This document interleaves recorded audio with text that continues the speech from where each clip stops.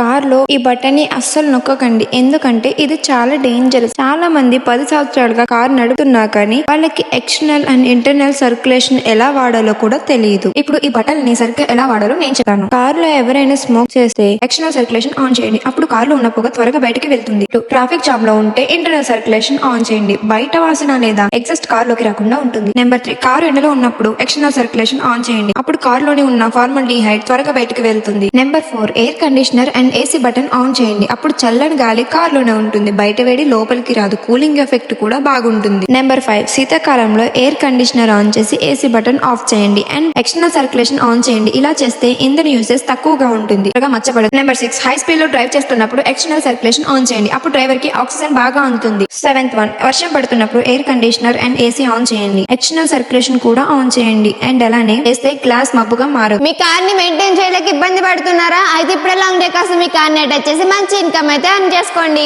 For more details కోసం 9888988828 కి contact అవ్వండి.